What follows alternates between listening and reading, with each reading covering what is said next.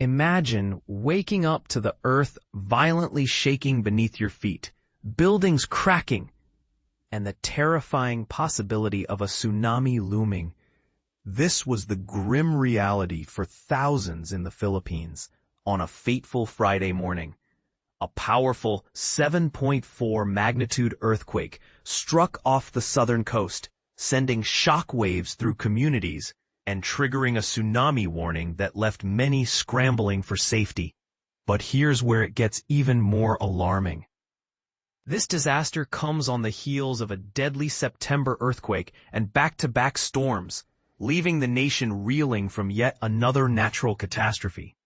Updated on October 10, 2025, 2:34 a.m. EDT, CBS, AP. In Manila, the capital city, officials sprang into action.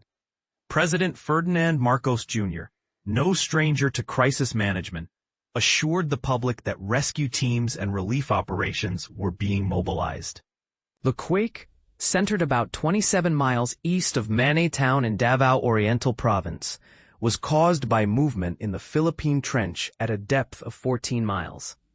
While the Philippine Institute of Volcanology and Seismology initially warned of potential tsunamis, the alert was later lifted, but not before coastal evacuations had already begun. The human toll was immediate and heartbreaking. At least 2 people lost their lives in Davao Oriental after being trapped in collapsed homes, according to Governor Nelson Dianghirang Sr.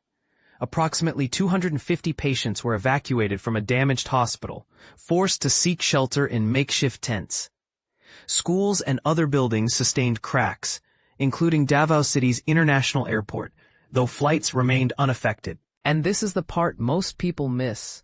Even as the earthquake's epicenter was offshore, its impact rippled far inland, disrupting lives across the region. Eyewitness accounts paint a vivid picture of the chaos. June Saavedra, a disaster mitigation officer in Government Generoso town, described the scene to the Associated Press. "I was driving when my car suddenly swayed and I saw power lines swinging wildly. People rushed out of buildings as the ground shook, and the electricity cut off."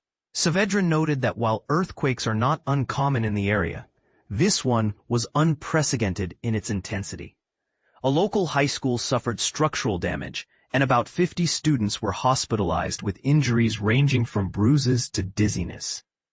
In Tagum City, northwest of Manila, a government event at City Hall descended into panic. Wes Kasi, a local official, recounted how workers decorating a 220-yard-high metal Christmas tree abandoned their task mid-quake, scrambling to safety.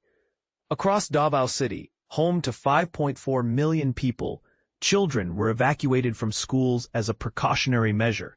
The Pacific Tsunami Warning Center in Honolulu reported small waves along the coasts of the Philippines and Indonesia, though the threat subsided within 2 hours. But here's the controversial part. Despite the Philippines being no stranger to natural disasters, with about 20 typhoons and storms annually, questions arise about the nation's preparedness. Are evacuation protocols efficient enough?